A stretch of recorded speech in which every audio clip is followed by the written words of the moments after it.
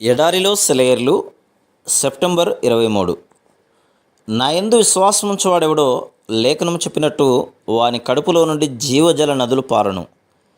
యోహాను సువార్త 7:38. మనలో కొంతమంది పరిశుద్ధాత్మ తమను ఎందుకు నింపలేదని ఆశ్చర్యపడుతూ ఉంటారు.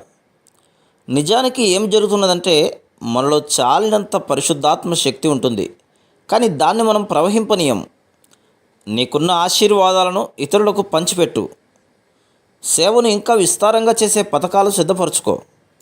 అప్పుడు పరిశుద్ధాత్మ దేవుడు నీతో ఉంటాడు. ఆ పనులకు కావలసిన దీవెనలు నీకు ఇస్తాడు. అప్పుడు నువ్వు ఇతరులకు ఇవ్వగలవు అని ఆయనకు నమ్మకం కుదిరితే ఆయన నీకు సమృద్ధిగా అనుగ్రహిస్తాడు. ప్రకృతిలో ఈ ఆత్మీయ సత్యాన్ని పోలిన ఒక దృశ్యం ఉంది. గాలి తెరల తాకిడికి సంగీతం వినిపించే సంగీత వాయిద్యం ఉంది. స్వతహాగా దానిలో సంగీతం అంటూ ఏమీ లేదు. అయితే దీని తీగల మీదుగా గాలి వీచినప్పుడు తీయని సంగీత ధ్వనులు వినిపిస్తాయి.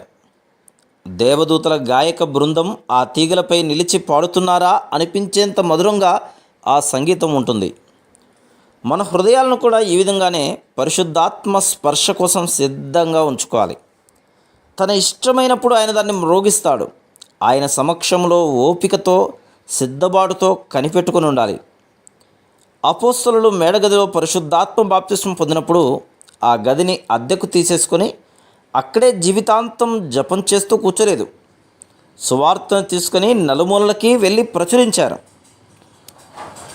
నా రొట్టె ముక్కను నేను ఒక్కడనే తింటే దిక్కులేని లోకం ఆకలితో సొక్కిపోతూ ఉన్న లోకపు రీతి చక్కబడేదిలా? మనకు రొట్టె ముక్కనిచ్చిన ప్రభు అన్నాడు, ఉచితంగా దొరికింది ఉచితంగా పెట్టు. కొయ్యపై అందరి కోసం రక్తం కార్చాడు. నీ రొట్టెను ఇష్టంగా అందరికీ పంచిపెట్టు. నీ తమ్ముడైన హేబేలు ఎక్కడనున్నాడు? ఆదికాండము 4వ అధ్యాయం 9వ వచనం. Praise the lord.